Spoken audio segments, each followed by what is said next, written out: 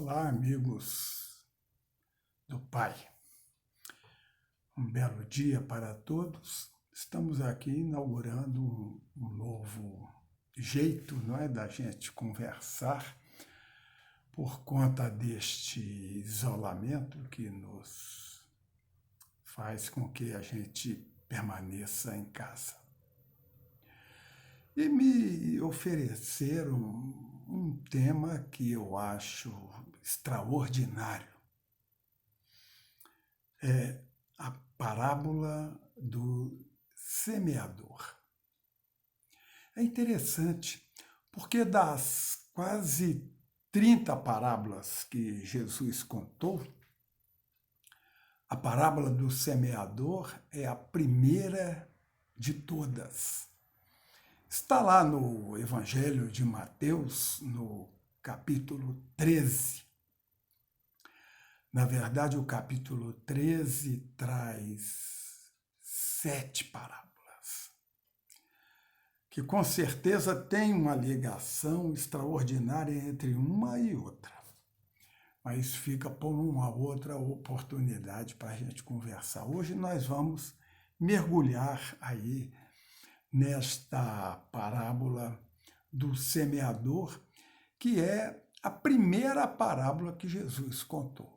1 ano e meio depois que iniciou a missão dele, quando encontrou com André e iniciou todo o trabalho, 1 ano e meio depois, Jesus reúne os discípulos que ele já havia escolhido, os 12 já estavam com ele, e ele começa a contar parábolas, ensinamentos de maneira metafórica, simbológica, para deixar para o tempo, para que ao longo do tempo, no fluir aí dos séculos, dos milênios, a gente tenha material para poder trabalhar, entender, meditar, sentir, vivenciar.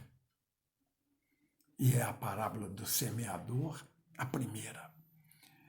E eu vou contar com as minhas palavras, não estou aqui com o Novo Testamento, capítulo 13 de Mateus, aqui conforme me veio na lembrança. E Mateus registrou assim, desse jeito. Naquela manhã, tendo Jesus se chegado até a beira do lago, está se falando do lago de Genezaré, também chamado de o Mar da Galileia.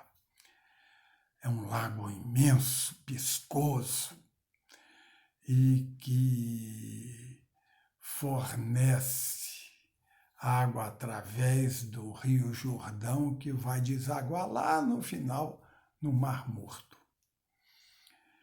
Vem das geleiras, das montanhas mais acima e formam aquele lago enorme. E Jesus, portanto, estava na Galileia, onde se encontra este lago. E vendo a multidão, Jesus se assentou. É interessante. Quando alguém que vai ensinar, naquele tempo, a pessoa se sentava, todo mundo sabia que vinha ensinamento. Então todos se aprumaram e se ajustaram conforme o comportamento na época para receber estes ensinamentos de Jesus. E Jesus começa. E o semeador saiu a semear. E parte do que semeava caiu na beira do caminho. E as aves do céu comeram as sementes que também foram pisoteadas. Parte do que semeava caiu em terreno pedregoso, de pouca umidade. Brotou, mas, por ter pouca profundidade, terreno pedregoso, a semente não vingou. O sol veio e matou aquela oportunidade de crescimento. Parte do que semeava caiu em terreno espinhoso. E os espinhos crescendo sufocaram a semente, que também morreram. E parte do que semeava, enfim, caiu em terra boa, produzindo 30, 60 e 100 sementes por semente lançada. Esta é a parábola que Jesus contou.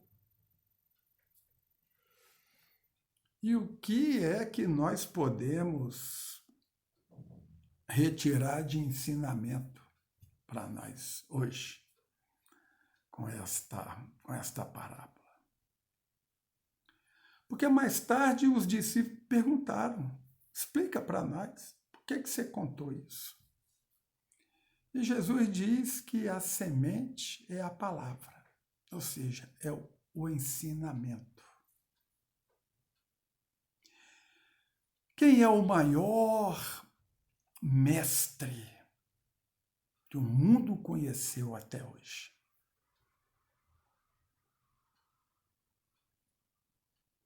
A questão 625 de O Livro dos Espíritos responde para a gente.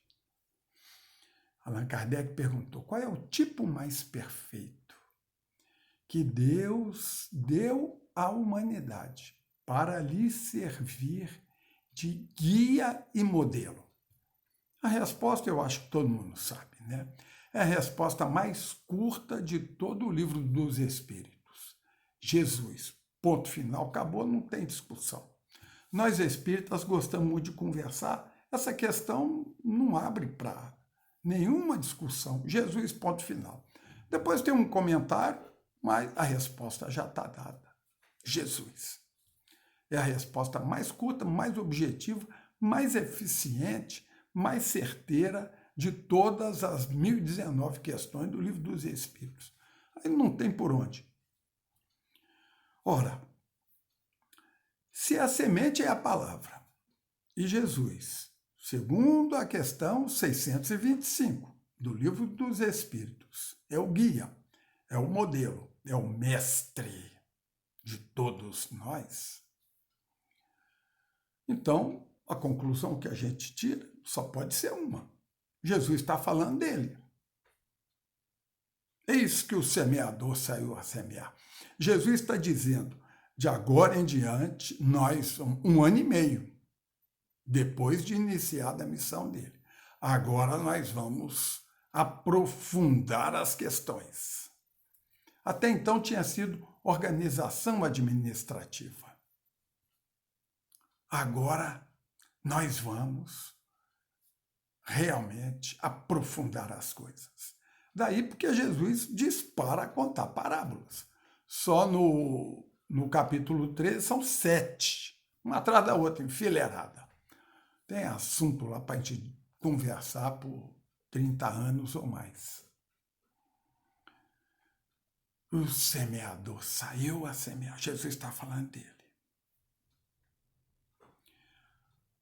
Mas se a semente é o ensinamento, o que são os terrenos? As pessoas, as almas. Aquele que recebe o ensinamento é gente. Então Jesus está comparando aí os terrenos às almas, às pessoas que recebem o ensinamento E ele dá.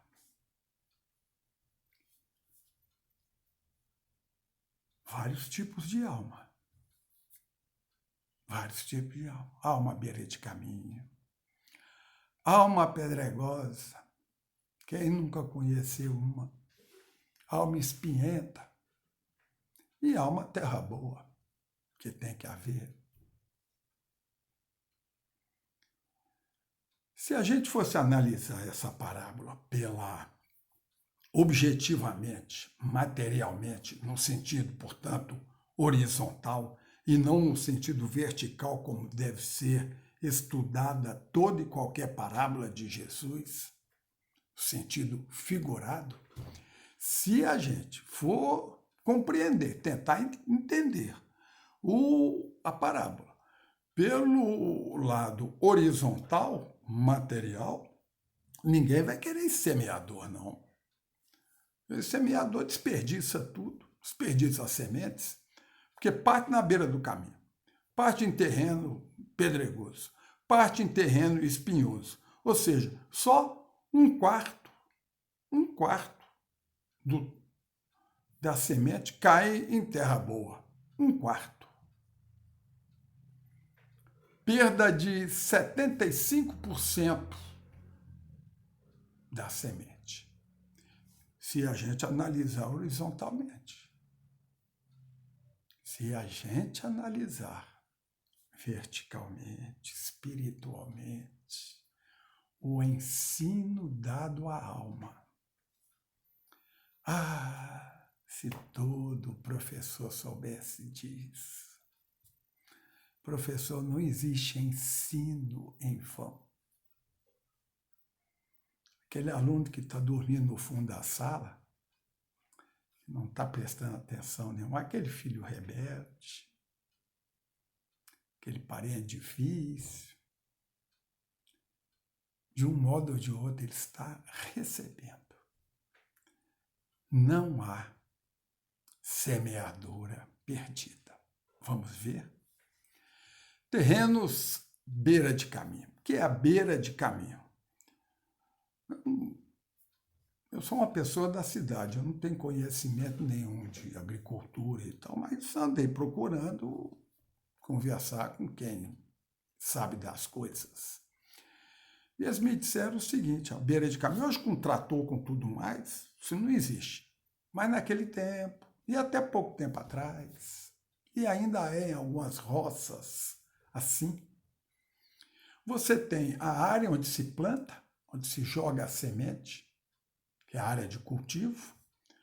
Você tem o trieiro, o caminho, que geralmente é a terra mais dura, por onde o semeador passa jogando a semente, depois o tratador passa tratando, depois aquele que vai colher passa, cada um tem uma função, cada um tem uma missão, não vai confundir semeador. Quem semeia geralmente não colhe, a colheita lá adiante. Então tem essa trilha onde a pessoa anda. Então, são duas faixas do terreno importantes. O trieiro, porque é útil para a pessoa andar, e a área de cultivo. E o que é beira de caminho? É aquela área intermediária entre o trieiro e a área agricultável. Serve para nada a beira do caminho. Fica ali. Alguém tem algum parente assim? Falar baixinho, só para a gente ouvir. Alguém tem um filho assim? Está vendo que Jesus está falando de coisa da terra, coisas da gente, da nossa vida? Beira de caminho é aquele que não quer nada com nada. Eu nem estudo, nem trabalho, nem nada. O ensinamento dado a ele, pela postura, pelo fechamento, pelo sentimento de inutilidade que invade essa pessoa, episodicamente, transitoriamente, porque nós somos filhos de Deus. Todos nós temos o nosso momento de despertar. Ele não aproveita a semente, mas As aves do céu se alimentam das sementes que são lançadas para ele. Aves do céu, companhias espirituais, influenciam os espíritos em nossa vida, em nossos atos, em nossos pensamentos? Perguntou Allan Kardec na questão 459 do Livro dos Espíritos. A resposta, muito mais do que imaginais. A mais das vezes são eles que vos dirigem. As companhias espirituais. Quantas vezes nós já vimos em reunião mediúnica, em que está se tratando de um caso específico de obsessão, e o obsessor comparece à reunião e diz, olha, ele não aprendeu nada, mas às vezes que ele veio ao centro. E eu fui obrigado a ouvir a palestra, porque estava vinculado a ele. Eu aprendi. Ele dormiu. Eu ouvi. Então eu vou largar esse infeliz, porque eu vi que eu estou perdendo tempo.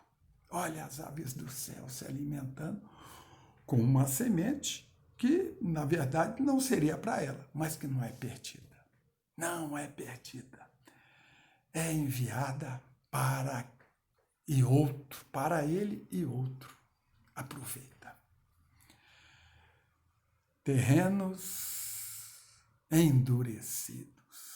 Há pessoas endurecidas, tão traumatizadas, coitadas, que tratam mal todo mundo.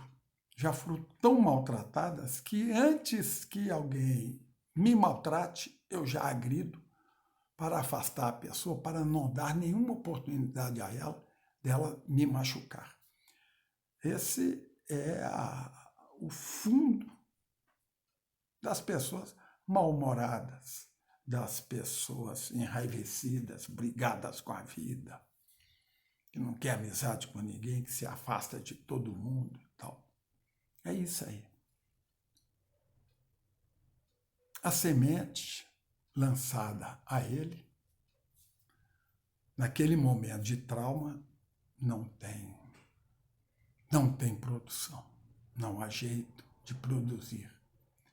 Mas o terreno mais duro que existe, que é a pedra basalto, se transforma na terra mais fértil que há, que é a terra roça, a terra vermelha, que tem aqui em Goiás as toneladas, quilômetros e quilômetros. Já foi pedra dura. Toda pedra dura um dia será terra fértil. Lance a semente, não importa se não está ouvindo agora. Lá adiante ele vai se lembrar. Ah, meu pai, minha mãe, meu professor querido, minha avó, vão se lembrar. Terrenos espinhosos, pessoas complicadas. Mas nós precisamos lembrar que da complicação é que nasce o adubo. Não é necessário. Não é necessário. Nem todo mundo precisa passar por isso. Mas aqueles que criam complicação para si mesmo, junto da complicação, já está criando o próprio jeito de renovar aquele problema. Dentro da complicação, dentro do problema, está embutida a solução. As pessoas complicadas são aquelas que, mais tarde, vão transformar os espinhos das suas amarguras, das suas mágoas, dos seus rancores, em adubo, para aí sim poderem dar continuidade ao seu processo evolutivo. Terra boa, finalmente. Terra boa, finalmente.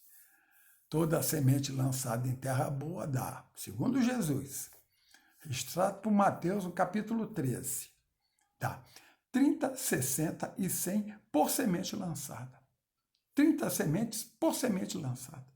60 por semente. 100 por semente lançada. Há vários tipos de terra boa. Mas Jesus está dizendo aí, se você consegue produzir 30% daquilo que você recebe, você é terra boa. Você é considerado na espiritualidade como terra boa, como trabalhador do Cristo. É interessante essa parábola, porque nós estamos contando essa parábola num grupo de estudo da família, porque tem tudo a ver. Jesus está contando as almas que existem na Terra. Não é que existiam, não. Estão até hoje aí. Alma à beira de caminho, alma endurecida, alma complicada, espinhosa e alma terra boa. Estão aí. Agora, eu gostaria só de indagar a você, meu amigo, encerrando aqui essa breve conversa. Se Jesus, ele, o Espírito Crístico que veio à Terra, que desceu das alturas para vir à Terra, se corporificou e veio aqui para nos ensinar como mestre, como o tipo mais evoluído que o homem já teve notícia e jamais terá outro. Se ele encontrou estas almas, quem somos nós para reclamar das almas com as quais Deus nos disse, ó, vai conviver com elas, porque você precisa aprender com elas. Nós somos semeadores, mas ao mesmo tempo somos terreno. Nós damos e recebemos. Que esta parábola do semeador possa ficar para o nosso entendimento com relação aos familiares que nos cercam. Terras boas, alguns complicados, alguns endurecidos, alguns beira de caminho. Mas não somos nós que temos o privilégio de só termos terra boa. Caso contrário, a gente não cresceria, nós não evoluiríamos. Chico Xavier nos diz que quem não sabe viver em família, com as suas almas que estão junto consigo, jamais conseguirá realizar qualquer coisa lá no mundo, lá fora. Porque a família é a síntese, é a necessidade de cada um de nós, as almas que nos cercam. Que Jesus nos abençoe. Um belo dia para todos. Muita paz.